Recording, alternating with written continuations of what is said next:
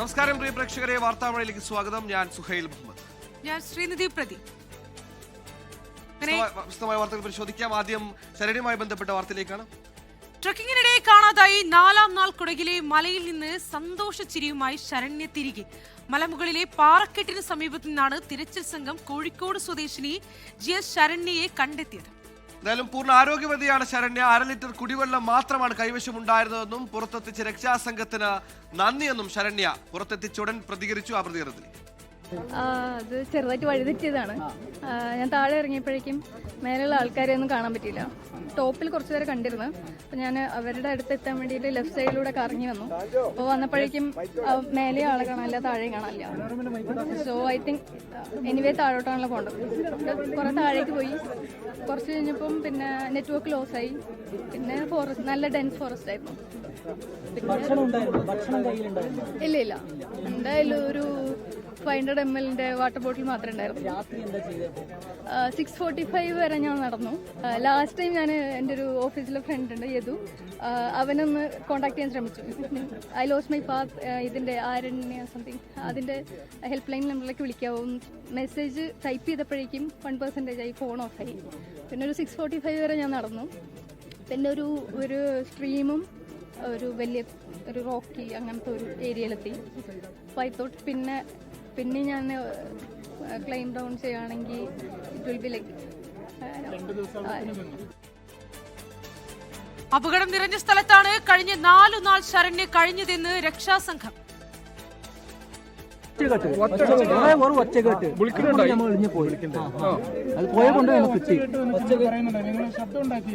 ഞാൻ ഡെയിലി രാവിലെ വൈകിട്ടൊക്കെ വെറുതെ ട്രൈ നോക്കും. നല്ല ആനയുള്ള സ്ഥലമല്ലേ അത്? നമ്മൾ അങ്ങോട്ടേക്ക് പോയത്. പിന്നെ അത് ആരും പോവില്ല. ഉറപ്പായിട്ടും ശരണ്യയെ കണ്ടെത്തിയെന്ന വാർത്ത വന്നതോടെ വീട്ടുകാരും ആഹ്ലാദത്തിലാണ്. വീട്ടുകാരുടെ പ്രതികരണങ്ങളിലേക്ക്, അവരുടെ സന്തോഷങ്ങളിലേക്ക്. സന്തോഷം, വേറെ ഒന്നും പറയാനില്ല. കണ്ടിട്ട് ബാക്കി പറയാം, കണ്ടില്ല പോയിട്ട് പറയാം. Okay, thanks. സന്തോഷം, എല്ലാവർക്കും നന്ദി. Okay, thanks. എന്തായാലും വനനിബിഡമായ മലനിരകളിൽ നിന്ന് ശരണ്യ അതിജീവിച്ചു. ഇനി തെരഞ്ഞെടുപ്പ് കാലമാണ്. ആരൊക്കെ അതിജീവിക്കുമെന്ന് കണ്ടറിയണം. തെരഞ്ഞെടുപ്പ് ആവേശത്തിൽ കേരളം. മൈജി ഫ്യൂച്ചർ വോട്ടുത്സവം സമർപ്പിക്കുന്നത് മൈജിയാണ് future. Co powered by Berger paints, paint your imagination. Co sponsored by ആഘോഷങ്ങൾ നടക്കട്ടെ, വോക്കരു പ്ലസ്, കല്യാൺ ഹോംസ്. ഒന്നായി ജീവിക്കാം, നന്നായി ജീവിക്കാം. ബെസ്റ്റ് ക്വാളിറ്റിയിലും ബെസ്റ്റ്, ഫിനിഷിലും ബെസ്റ്റ്.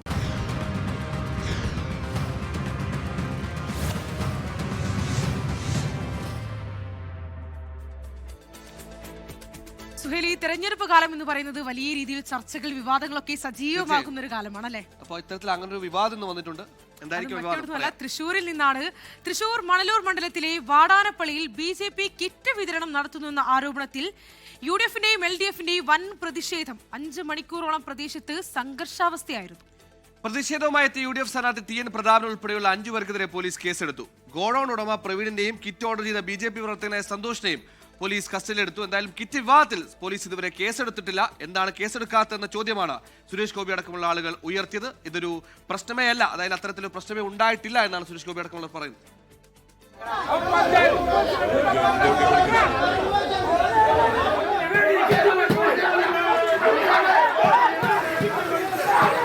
ഉച്ചയ്ക്ക് 12 മണിയോടെയാണ് സംഭവങ്ങളുടെ തുടക്കം. വാടാനപ്പള്ളിയിലെ ആത്മാവ് ജംഗ്ഷന് സമീപം പ്രവർത്തിക്കുന്ന ഗോഡൌണിലാണ് BJP പ്രവർത്തകർ വിതരണം ചെയ്യാനുള്ള കിറ്റ് തയ്യാറാക്കുന്നതെന്നാണ് ആക്ഷേപമുയർന്നത്. പ്രതിഷേധവുമായി UDF സ്ഥാനാർത്ഥി TN പ്രതാപനും LDF സ്ഥാനാർത്ഥി പ്രൊഫസർ C രവീന്ദ്രനാഥും സ്ഥലത്തെത്തി.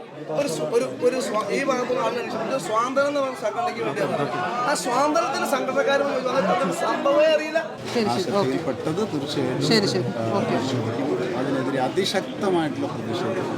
പോലീസിന് പുറമെ കേന്ദ്രസേനയും സ്ഥലത്തെത്തി കിറ്റുകൾ പിടിച്ചെടുത്തു. സൂപ്പർമാർക്കറ്റ് ഉടമ പ്രവീൺ, കിറ്റുകൾ ഓർഡർ ചെയ്ത BJP പ്രവർത്തകൻ സതീഷ് എന്നിവരെ പോലീസ് കസ്റ്റഡിയിലെടുത്തു. ഇതോടെയാണ് സംഘർഷാവസ്ഥയ്ക്ക് ശമനമായത്. UDF സ്ഥാനാർത്ഥി TN പ്രതാപനെയും കോൺഗ്രസ് പ്രവർത്തകരെയും പോലീസ് അറസ്റ്റ് ചെയ്തു നീക്കി. പണം കൊടുക്കാൻ വേണ്ടി വന്ന, കിറ്റ് കൊണ്ടുപോകാൻ വേണ്ടി വന്ന പിന്നെ BJP സംസ്ഥാന പ്രസിഡന്റ് ദേവനും കൂടെയുള്ള യുവമോർച്ചക്കാർക്ക് അവിടെ നിൽക്കുന്നുണ്ട്. എന്നിട്ട് പോലും അവരെ അറസ്റ്റ് ചെയ്യാതെ ഇത് ചൂണ്ടിക്കാണിച്ച എന്നെയും UDF-കാരും അറസ്റ്റ് ചെയ്തത് RSSന്റെയും BJPയുടെയും ഇത്തരം ഇൻഡാസുകളുടെ മുന്നിലൊന്നും പതർന്നവരല്ല ഞാൻ അടക്കമുള്ള ആളുകൾ. താൻ കിറ്റ് വിതരണത്തിനെത്തിയതല്ലെന്നാണ് ഗോഡൌണിന് മുകളിലെ മുറിയിലുണ്ടായിരുന്ന BJP നേതാവും നടനുമായ ദേവന്റെ പ്രതികരണം. ഒരു വർഷം പറഞ്ഞ് നമ്മൾ ഇവിടെ അവിടെ ഇവിടെ റോട്ടിൽ വെയിറ്റ് ചെയ്യേണ്ട ചേട്ടാ. എൻ്റെ ഒരു ഫ്രണ്ട് ഉണ്ട് ഇവിടെ, അദ്ദേഹത്തിൻ്റെ വീട്ടിൽ പോയി കഴിഞ്ഞാൽ ചേട്ടാ ഒരു അരമണിക്കൂർ റെസ്റ്റ് എടുത്തോളൂ എന്ന് പറഞ്ഞിട്ടാണ് ഞാൻ ഇവിടെ വരുന്നത്. അപ്പോൾ എനിക്കറിയില്ല സെക്കൻഡൊന്നും. ഇവിടെ വന്നു ഞങ്ങൾ ചായ കുടിച്ചുകൊണ്ടിരിക്കുമ്പോഴാണ് ഈ TN പ്രതാപൻ എന്ന് പറഞ്ഞ ഒരാൾ വന്നിട്ട് ഇവിടെ ഇങ്ങനെ പ്രോബ്ലം ഉണ്ടാക്കുന്നത്. അതേസമയം കിറ്റ് വിവാദത്തിൽ എന്തുകൊണ്ട് പോലീസ് കേസെടുത്തില്ല എന്ന മറുചോദ്യവുമായി കേന്ദ്രമന്ത്രി സുരേഷ് ഗോപി രംഗത്തെത്തി. അതിൽ സത്യമില്ലാത്തതുകൊണ്ട്, അതിൽ ഫ്രോഡ് ഉള്ളത് കൊണ്ട് കേസെടുക്കാൻ പറ്റില്ല. ഇല്ലെങ്കിൽ ഭരണം നിങ്ങളുടെ അല്ലേ, എടുക്കാൻ പറയൂ, കേസെടുക്കാൻ പറയൂ. Nothing doing. അനുമതിയില്ലാതെ റോഡ് ഉപരോധത്തിനും പ്രതിഷേധ സമരം നടത്തിയതിനും TN പ്രതാപനടക്കമുള്ള കോൺഗ്രസ് പ്രവർത്തകർക്കെതിരെ പോലീസ് കേസെടുത്തിട്ടുണ്ട്. 24 തൃശൂർ.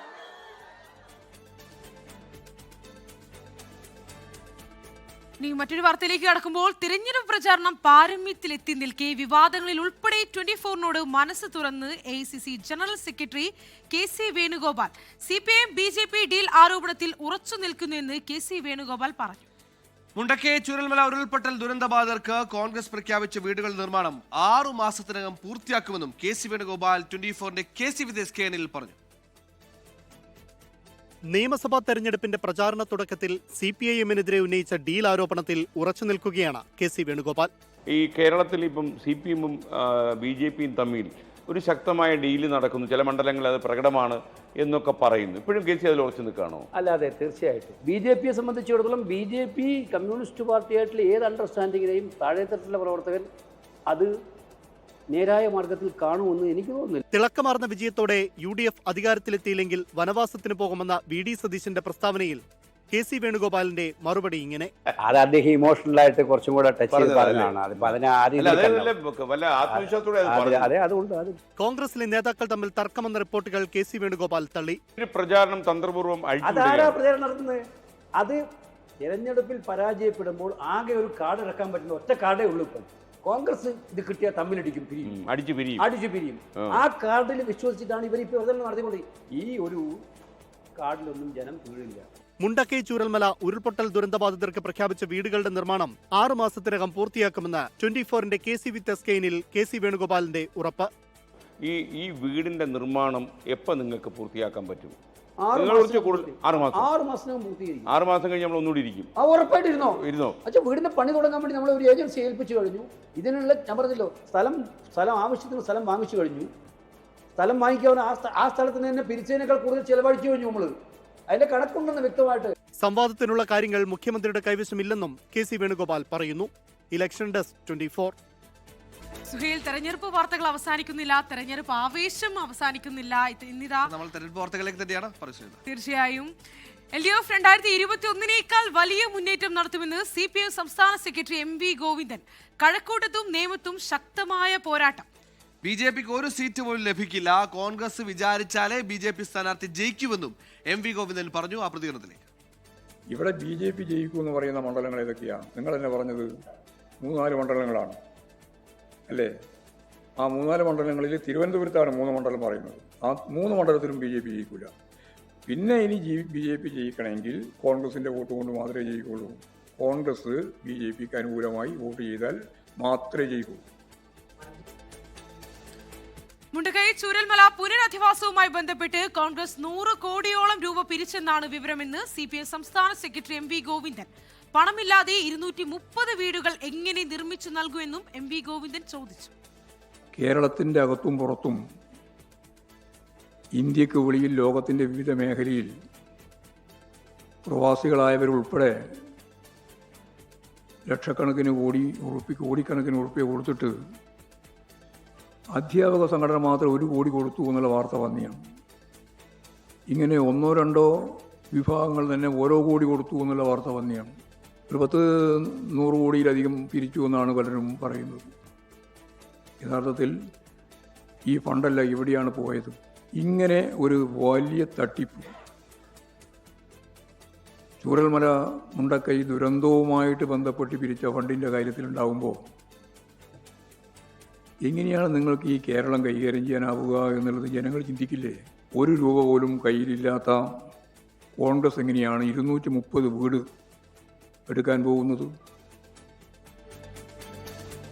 മുണ്ടക്കൈ പുനരധിവാസ ഫണ്ടാണ് CPIഎമ്മിന്റെ ആയുധമെങ്കിൽ കൗണ്ടർ സ്വർണ്ണക്കൊള്ളയാണ്. കഴിഞ്ഞ 10 വർഷമായി LDFും പിണറായിയും കേരളത്തെ പിന്നോട്ടടിച്ച് AIC അധ്യക്ഷൻ മല്ലികാർജ്ജുൻ ഖർഗെ. കേരളത്തിലെ സമാധാന അന്തരീക്ഷം ഭീഷണിയിൽ. ശബരിമല സ്വർണ്ണക്കൊള്ളയടക്കം അഴിമതിയും കുംഭകോണവും വ്യാപകമായി.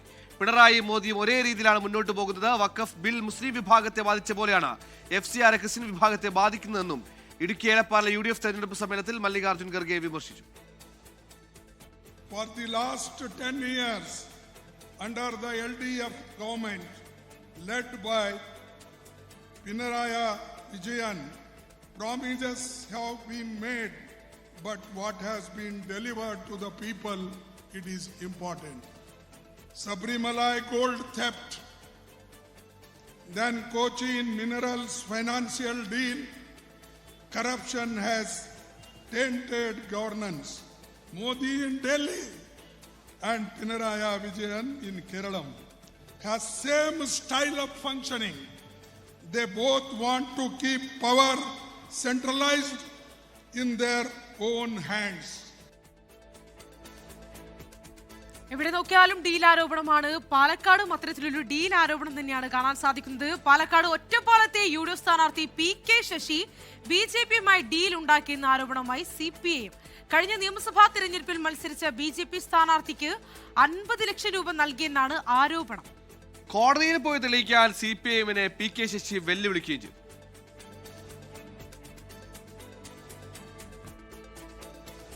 PK ശശിക്കെതിരെ ആരോപണങ്ങൾ കടുപ്പിക്കുകയാണ് CPIഎം. BJPയുമായി PK ശശി ഡീലുണ്ടാക്കിയെന്ന് CPIഎം പാലക്കാട് ജില്ലാ സെക്രട്ടറി സുരേഷ് ബാബു. കഴിഞ്ഞ നിയമസഭാ തിരഞ്ഞെടുപ്പിൽ മത്സരിച്ച BJPയുടെ സ്ഥാനാർത്ഥിയുമായാണ് PK ശശി ഡീലുണ്ടാക്കിയത്. എറണാകുളത്തെ ഏജൻസി മുഖേന BJP നേതാവിന് 50 ലക്ഷം രൂപ നൽകിയെന്ന് EN സുരേഷ് ബാബു. ചില മണ്ഡലങ്ങളിലെല്ലാം കോൺഗ്രസും BJPയും രഹസ്യ ബാന്ധവങ്ങൾ ഉണ്ടാക്കിയിട്ടുണ്ട് എന്ന് തന്നെയാണ് ഈ തെരഞ്ഞെടുപ്പ് പ്രവർത്തനങ്ങളുടെ ഇടയിൽ മനസ്സിലാക്കി വരുന്നത്. ഒറ്റപ്പാലത്ത് UDFന്റെ സ്ഥാനാർത്ഥി BJPയുടെ ഒരു മുൻ സ്ഥാനാർത്ഥിക്ക് വലിയ തുക ഓഫർ ചെയ്തു എന്നാണ് കേൾക്കുന്നത്. നാമനിർദ്ദേശ പത്രികയിൽ പേരിലും വയസ്സിലും PK ശശി കൃത്രിമം കാണിച്ചെന്ന് LDF ആരോപണം ഉന്നയിച്ചിരുന്നു. ആരോപണത്തിൽ ഉറച്ചു നിൽക്കുകയാണ് CPIഎം. ഉന്നയിച്ച ആരോപണങ്ങൾ തെറ്റാണെങ്കിൽ മാനനഷ്ടത്തിന് കേസ് കൊടുക്കാൻ CPIഎം ജില്ലാ സെക്രട്ടറി പറഞ്ഞു. ആരോപണങ്ങൾ കോടതിയിൽ തെളിയിക്കാൻ CPIഎമ്മിനെ PK ശശിയും വെല്ലുവിളിച്ചു. ഇതൊക്കെ ഇവർ ധൈര്യമുണ്ടെങ്കിൽ കോടതി പോട്ടെ, ഞാൻ അവരെ വെല്ലുവിളിക്കുക, കോടതിയെ സമീപിക്കട്ടെ, ഞാനത് തെളിയിക്കാം. എങ്ങനെയാണ്, എന്താണ് വസ്തുത എന്ന് കോടതിയെ ബോധ്യപ്പെടുത്താം. ഇപ്പൊ നിങ്ങളോട് ഞാൻ പറയുന്നില്ല. PK ശശിയിലൂടെ ഒറ്റപ്പാലം മണ്ഡലം തിരിച്ചുപിടിക്കാനുള്ള നീക്കമാണ് UDF നടത്തുന്നത്. അതിനിടയിലാണ് ആരോപണങ്ങളും ശക്തമാകുന്നത്. 24 പാലക്കാട്. ശ്രീനിധി, പണം കൊടുത്തുള്ള ഡീൽ എന്ന ആരോപണം ഈ തെരഞ്ഞെടുപ്പിൽ ആദ്യമായിട്ടാണ് അത് ഒറ്റപ്പാലത്താണ്. നമ്മൾ തുടർ വാർത്തകളിലേക്ക് തന്നെയാണ്. തെരഞ്ഞെടുപ്പിന്റെ പരസ്യ പ്രചാരണം അവസാനിക്കാൻ 2 ദിവസം മാത്രം ശേഷിക്കെ 24ന്റെ അവതാരപ്പുലികൾ പ്രേക്ഷകർക്കിടയിലേക്ക് നേരിട്ടെത്തുന്ന 24 വോട്ടത്തോൺ കൂടുതൽ മണ്ഡലങ്ങളിലെത്തി. ഇലക്ഷൻ സ്പെഷ്യലിസ്റ്റായ 24ന്റെ വോട്ടത്തോൺ നാടിന്റെ ഇലക്ഷൻ ഡെസ്കാണ്. കേരളത്തിലെ വിവിധ മണ്ഡലങ്ങളിലൂടെ ഇന്നും പ്രയാണം തുടർന്നു. തിരഞ്ഞെടുപ്പ് ആവേശം വോട്ടർമാരിൽ നിന്ന് നേരിട്ട് മനസ്സിലാക്കിയാണ് 24ന്റെ അവതാരപ്പുലികൾ കാസർഗോഡ് മുതൽ തിരുവനന്തപുരം വരെയുള്ള ജില്ലകളിലെ മണ്ഡലങ്ങളിലൂടെ ഓടിയെത്തിയത്. പ്രിയപ്പെട്ടവർക്കെല്ലാം അറിയാം, ഇന്നേക്ക് 4ാം ദിവസം കേരളം പോളിംഗ് ബൂത്തിലെത്തും. അവസാന ലാപ്പിൽ തെരഞ്ഞെടുപ്പ് പ്രചാരണം പൊടിയാണ്. നാടിന്റെ ആവേശം തുറപ്പം 24ന്റെ അവതാര പുലികൾ ന്യൂസ് റീഡേഴ്സ് കൂടി ചേരുന്നു. ഒപ്പം റിപ്പോർട്ടേഴ്സും. നാടിന്റെ ഉള്ളറിയാൻ, ചൂടും ചൂരും പകർത്താൻ നാട്ടുവഴിയിലൂടെ നാടിന്റെ ഇലക്ഷൻ ഡെസ്ക് യാത്ര തുടരുന്നു. 76 മണിക്കൂർ തുടർന്നു പോകുന്ന ഓട്ടത്തോൺ ഇന്നലെ ആരംഭിച്ച ഇന്ന് അതിന്റെ 2ാം ദിവസത്തിലേക്കാണ് ഓട്ടത്തോൺ നാടിന്റെ ഇലക്ഷൻ ഡെസ്ക്.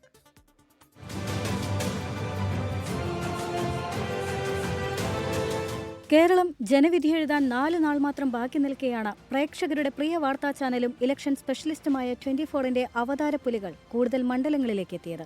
76 മണിക്കൂർ നീണ്ടു നിൽക്കുന്ന വോട്ടത്തോൺ ഇന്ന് വിവിധ മണ്ഡലങ്ങളിലൂടെയാണ് പ്രയാണം നടത്തിയത്. ഓടിയെത്തിയ അവതാരപ്പുലികളോട് പ്രേക്ഷകരും അവരുടെ ആവേശം പങ്കുവച്ചു. സംസ്ഥാന രാഷ്ട്രീയം മുതൽ പ്രാദേശിക വിഷയം വരെ വോട്ടത്തോണിൽ ചർച്ചയായി. വെൽക്കം ബാക്ക് പ്രിയപ്പെട്ട പ്രേക്ഷകർ, മലപ്പുറം. അപ്പോൾ മലപ്പുറത്തിന്റെ ആകാശത്താണ് എയറിനാവോ, എനിക്ക് പുതുവുള്ള കാര്യമല്ലാത്ത കാരണം ഇപ്പോൾ എയറിൽ നിൽക്കുകയാണ്. സൈക്കിൾ ചവിട്ടിയും ഓടിയും ഹാഷ്മി താജ് ഇബ്രാഹിമാണ് വോട്ട് വിശേഷങ്ങളുമായി ആദ്യം വോട്ടത്തോണിൽ പങ്കുചേർന്നത്. പൊന്നാനിയുടെയും താനൂരിന്റെയും വോട്ട് വിശേഷങ്ങൾ നാടിന്റെ ഇലക്ഷൻ ഡെസ്കിലെത്തിച്ചു. കാഴ്ചാപരിമിതരുടെ വിനോദയാത്രയിൽ പങ്കുചേർന്ന ഹാഷ്മി അവരുടെ വോട്ടാവേശവും വോട്ടത്തോണിലെത്തിച്ചു. പിന്നാലെ കണ്ണൂർ രാഷ്ട്രീയത്തിലെ ഹോട്ട്സ്പോട്ടായ തളിപ്പറമ്പിന്റെയും പയ്യന്നൂരിന്റെയും ഉശിരൻ ഇലക്ഷൻ വിശേഷവുമായി അസിത സഹീറും നാടിന്റെ ഇലക്ഷൻ ഡെസ്കിൽ ചേർന്നു. കാസർഗോഡിന്റെയും ഉദുമയുടെയും നാട്ടുവഴിയിലൂടെ സഞ്ചരിച്ച് ദിൽനാമധുവും വടക്കൻ മലബാറിന്റെ വോട്ട് പ്രതീക്ഷകൾ നാടിന്റെ ഇലക്ഷൻ ഡെസ്കിനായി ഒപ്പിയെടുത്തു. ഉയർപ്പ് ദിനത്തിൽ കോട്ടയം ജില്ലയിലെ പുതുപ്പള്ളിയിലും ഏറ്റുമാനൂരിലുമാണ് വോട്ടത്തോൺ പിന്നാലെ ഓടിയെത്തിയത്. സ്മിത ഹരിദാസ് ഇവിടങ്ങളിലെ വോട്ട് വിശേഷം തത്സമയം പകർത്തി. ആലത്തൂരിൽ നിന്നും കൊട്ടും പാട്ടുമായാണ് പ്രജിൻസി കണ്ണൻ വോട്ടത്തോണിലെത്തിയത്. ശബരിമല സ്വർണ്ണക്കൊള്ള ചർച്ചയായി മാറിയ ആറന്മുളയിലെയും കോന്നിയിലെയും വോട്ടാവേശമായി ഗോകുൽ രവിയും വാശിയേറിയ മത്സരം നടക്കുന്ന ഒല്ലൂരിന്റെയും മണലൂരിന്റെയും മനസ്സുമായി അമൃത പടിക്കാലും വോട്ടത്തോണിന്റെ ഭാഗമായി. പെരുമ്പാവൂർ മണ്ഡലത്തിലെ കുറുപ്പുംപടി എന്ന് പറയുന്ന സ്ഥലത്താണ് ശക്തമായ ത്രികോണ മത്സരം നടക്കുന്ന ഒരു മണ്ഡലമാണ് പെരുമ്പാവൂർ. മൂവാറ്റുപുഴയുടെയും കോതമംഗലത്തിന്റെയും വോട്ടാവേശവുമായി ഡോക്ടർ ഉന്മേഷ് ശിവരാമനാണ് വോട്ടത്തോണിൽ പിന്നാലെ ഓടിയെത്തിയത്. കോഴിക്കോട് സൗത്ത് മണ്ഡലത്തിലെ ചരിത്ര പ്രസിദ്ധമായ വലിയങ്ങാടിയിൽ നിന്ന് തനേഷ് തമ്പിയും നാടിന്റെ ഇലക്ഷൻ ഡെസ്കുമായി പ്രേക്ഷകരുടെ ഇടയിലേക്കിറങ്ങി. പീരുമേട്ടിലെയും ഉടുമ്പൻചോലയിലെയും ഹൈറേഞ്ച് വോട്ടാവേശവുമായി പ്രവിത ലക്ഷ്മിയും കേരള രാഷ്ട്രീയം ഉറ്റുനോക്കുന്ന അമ്പലപ്പുഴയിലെയും ഹരിപ്പാട്ടെയും വിശേഷങ്ങളുമായി ക്രിസ്റ്റീന ചെറിയാനും വോട്ടത്തോണിലെത്തി. കേരളം ശ്രദ്ധയോടെ വീക്ഷിക്കുന്ന വാശിയേറിയ പോരാട്ടം നടക്കുന്ന കൊട്ടാരക്കരയുടെയും പത്തനാപുരത്തെയും വിശേഷങ്ങളുമായി അനുജ രാജേഷും നാടിന്റെ ഇലക്ഷൻ ഡെസ്കിൽ പങ്കുചേർന്നു. തലസ്ഥാന മണ്ഡലമായ തിരുവനന്തപുരത്തേക്കായിരുന്നു വോട്ടത്തോൺ പിന്നീട് ഓടിയെത്തിയത്. KR ഗോപികൃഷ്ണൻ തിരുവനന്തപുരം മണ്ഡലത്തിന്റെ വോട്ടാവേശം വോട്ടത്തോണിലെത്തിച്ചു. Election desk 24. തെരഞ്ഞെടുപ്പിനോടൊപ്പം തന്നെ തെരഞ്ഞെടുപ്പ് വാഗ്ദാനങ്ങളും സജീവമായി തുടരുകയാണ്. NDA സർക്കാർ അധികാരത്തിൽ വന്നാൽ 60 ദിവസത്തിനകം ശബരിമല സ്വർണ്ണക്കൊള്ള പ്രതികളെ തടവിലാക്കുമെന്ന് കേന്ദ്ര ആഭ്യന്തരമന്ത്രി അമിത്ഷാ. തിരുവനന്തപുരത്ത് ഒരു BJP മേയറെ കിട്ടി. ഉടൻ കേരളത്തിനൊരു NDA മുഖ്യമന്ത്രിയും ലഭിക്കും. NDA അധികാരത്തിൽ വന്നാൽ 2 വർഷത്തിനകം സംസ്ഥാനത്ത് എയിംസ് യാഥാർത്ഥ്യമാക്കുമെന്നും അമിത്ഷാ പറഞ്ഞു. കടകടിൽ NDA തെരഞ്ഞെടുപ്പ് പൊതുസമ്മേളനം ഉദ്ഘാടനം ചെയ്യുകയായിരുന്നു അമിത്ഷാ. सबरीमाला सोना चोरी के मामले में CBI को केस सौंपकर 60 दिन के अंदर सच्चे दोषियों को जेल की सलाखों के पीछे ले जाया जाएगा. मोदी जी के नेतृत्व में देश भर में लाखों स्टार्टअप शुरू हुए, मगर एक स्टार्टअप यहाँ के मुख्यमंत्री विजयन जी ने भी शुरू किया है. ये स्टार्टअप का नाम है name change startup. Modi ji वहां से योजना भेजते हैं, रुपया भेजते हैं और विजयन जी अपना नाम लगाने का काम करते हैं. केरल भर के सभी भाइयों बहनों को जो यीशु के अनुयायी है वो सभी को अपील करना चाहता हूं कि आप NDA के साथ जुड़िए और समृद्ध केरल बनाइए. ശ്രീ ഷിജോ കുര്യനാണ് പത്തനംതിട്ടയിൽ നിന്ന് വാർത്തയുടെ വിവരങ്ങൾ പങ്കുവച്ചത്. മറ്റൊരു വാർത്തയിലേക്ക് കടക്കുമ്പോൾ TVK അധ്യക്ഷൻ വിജയുടെ നാളത്തെ ചെന്നൈ പര്യടനം റദ്ദാക്കി. വില്ലവാക്കം, അണ്ണാനഗർ, ടി നഗർ എന്നിവിടങ്ങളിലെ പ്രചാരണമാണ് റദ്ദാക്കിയത്. പോലീസിന്റെ സുരക്ഷാ നിർദ്ദേശങ്ങളാണ് പര്യടനം റദ്ദാക്കാൻ കാരണമെന്നാണ് TVKയുടെ വിശദീകരണം. മനേഷ് മൂർത്തിയെ ചെന്നൈ ചെയ്തു. മനേഷ്, ഇത്തരത്തിൽ പോലീസിനെതിരെയുള്ള പോലീസിന്റെ അമിത ഇടപെടലുകൾക്കെതിരെയുള്ള വിമർശനങ്ങൾ നേരത്തെയും വിജയ് ഉയർത്തിയതാണ്. ഈ പരിപാടികൾ റദ്ദാക്കുന്നതിന്റെ കാരണം പോലീസിന്റെ സുരക്ഷാ പ്രശ്നം തന്നെയാണോ?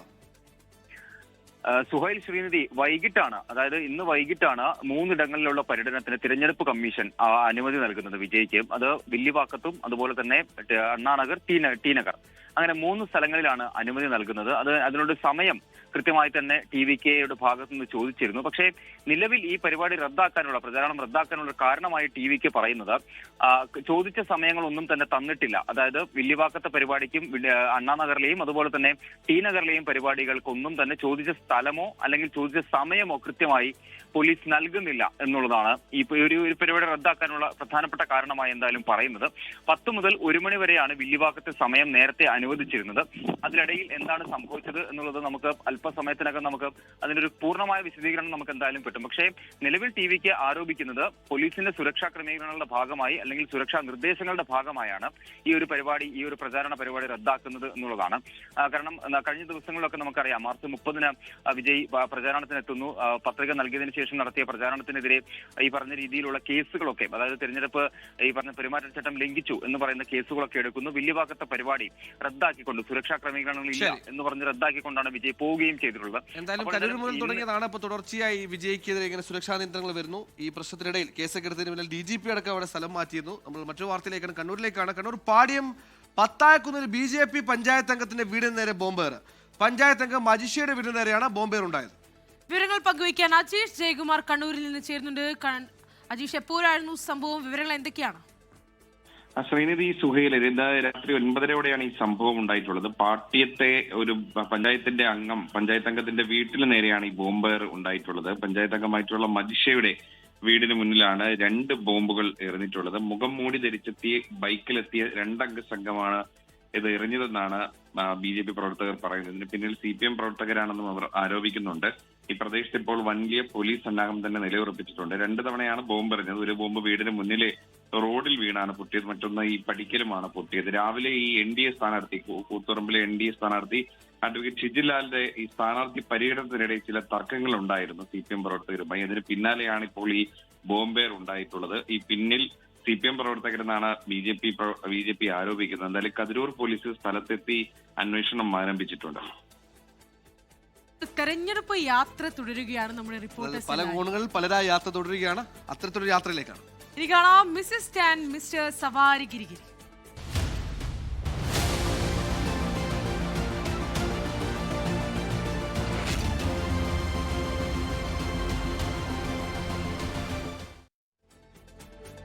രഹസ്യവും പരസ്യവുമായ ഡീല് BJP നടത്തിയിട്ടുള്ളത് കോൺഗ്രസുമായെന്ന് മലപ്പുറം തവനൂരിലെ LDF സ്ഥാനാർത്ഥി KT ജലീൽ 24നോട്. പേരാമ്പ്രയിൽ നടന്നത് വടകര മോഡൽ പരീക്ഷണം. മുസ്ലിം ലീഗിന്റെ ഭൗതിക നേതൃത്വം ഭാവിയിൽ ജമാഅത്തെ ഇസ്ലാമിക്കായി മാറിയേക്കുമെന്നും 24ന്റെ മിസ്സിസ് ആൻഡ് മിസ്റ്റർ സവാരി ഗിരിയിലാണ് KT ജലീൽ പറഞ്ഞത്. കഴിഞ്ഞ 2 പതിറ്റാണ്ടായി മലപ്പുറത്ത് കേരളം ഉറ്റുനോക്കുന്ന ഒരു പോരാട്ടമുണ്ട്. KT ജലീലിന്റെ പോരാട്ടം. അത് കുറ്റിപ്പുറത്തായാലും തവനൂരായാലും. തവനൂരിൽ ഇത്തവണയും ഇഞ്ചോടിഞ്ച് പോരാട്ടം തന്നെയാണ്. തവനൂരിലെ KT ജലീലിനെ കാണാനാണ് ഇന്നത്തെ നമ്മുടെ യാത്ര. മിസ്സിസ് ആൻഡ് മിസ്റ്റർ സവാരി ഗിരിഗിരി യാത്ര തുടരുകയാണ്.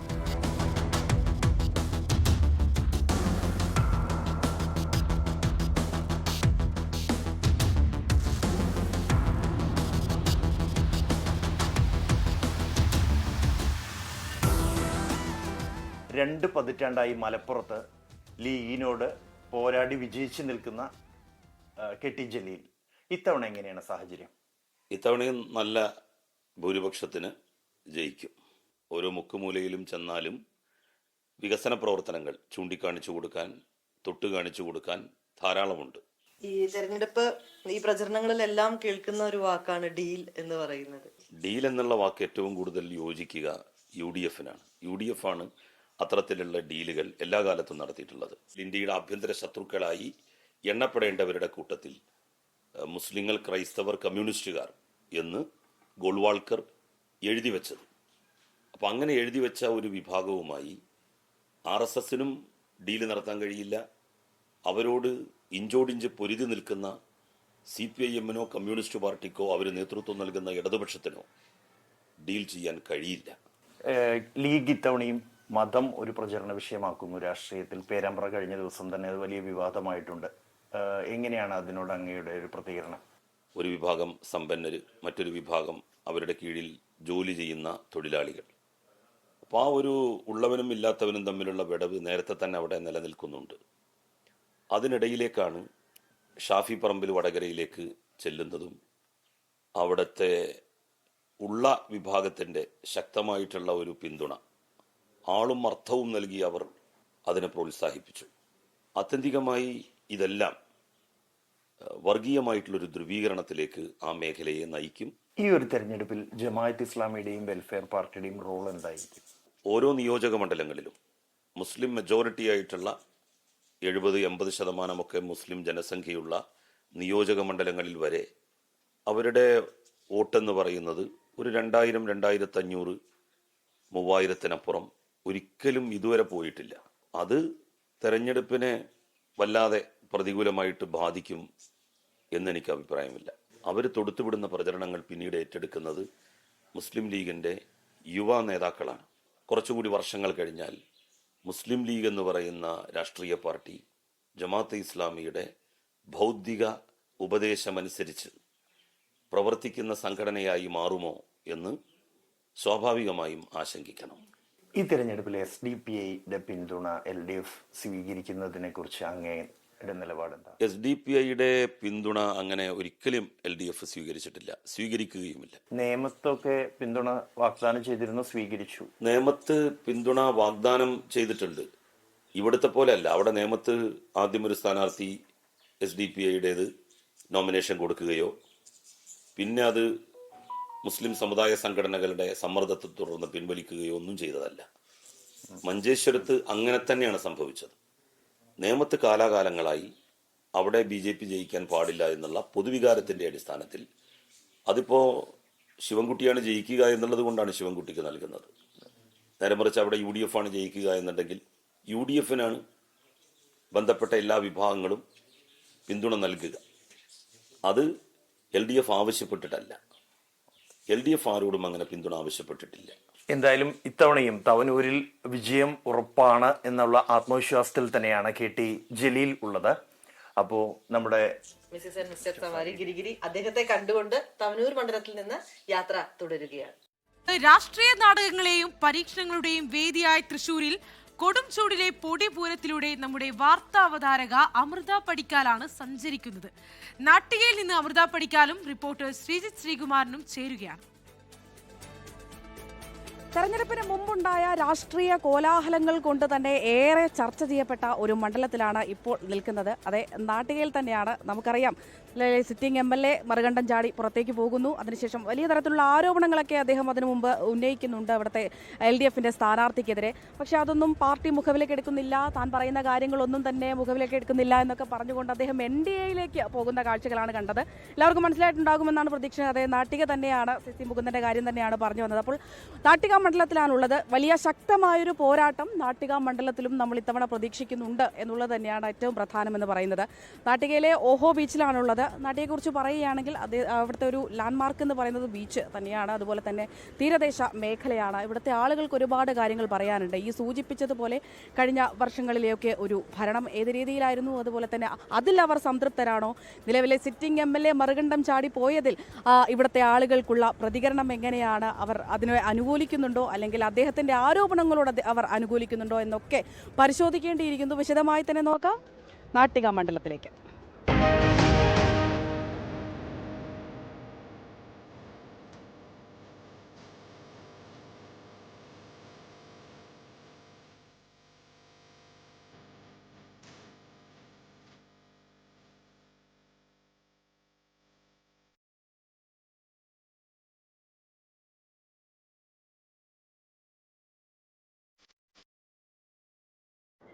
മുൻ MLA കൂടിയായ ഗീതാ ഗോപിയാണ് LDF ഇത്തവണ നാട്ടിക മണ്ഡലത്തിൽ മത്സരിപ്പിക്കാൻ ഒരുങ്ങുന്നത്. അതിന്റെ പേരിലുള്ള പുകലുകൾ തന്നെയാണ് നമ്മൾ തുടക്കം തൊട്ട് പറഞ്ഞു വന്നതും.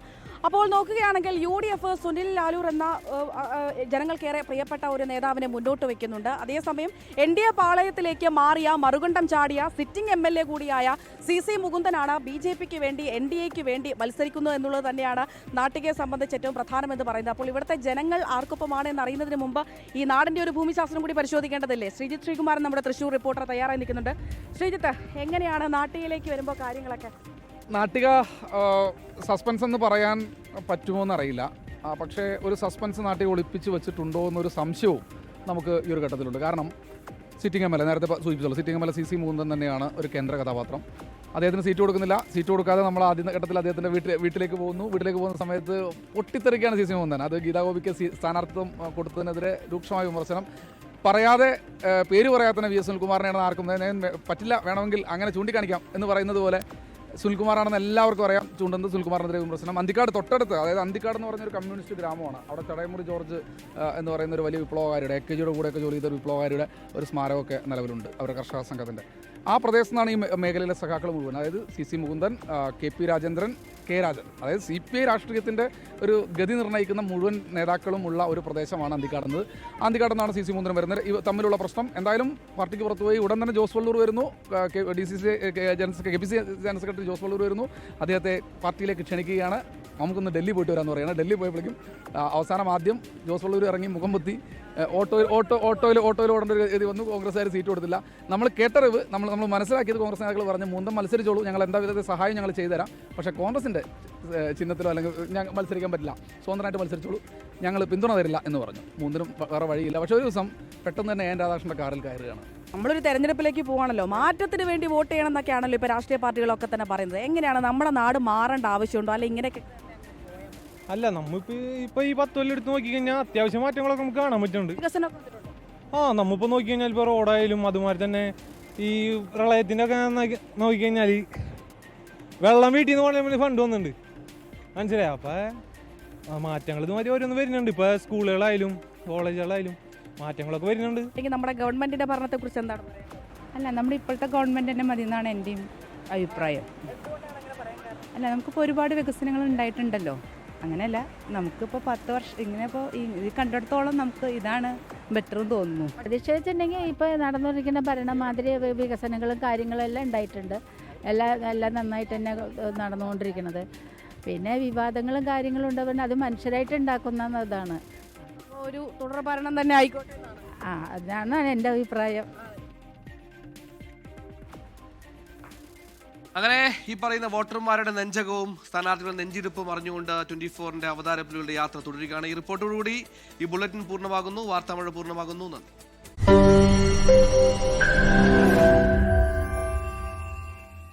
ലോകത്തെവിടെയായാലും ഏത് സമയത്തും 24 വാർത്തകളും ഓഗ്മെന്റഡ് റിയാലിറ്റി പാക്കേജുകളും എക്സ്പ്ലെയിനറുകളും വിശദമായി കാണാൻ ഞങ്ങളുടെ യൂട്യൂബ് ചാനൽ നിങ്ങൾക്ക് സബ്സ്ക്രൈബ് ചെയ്യാം.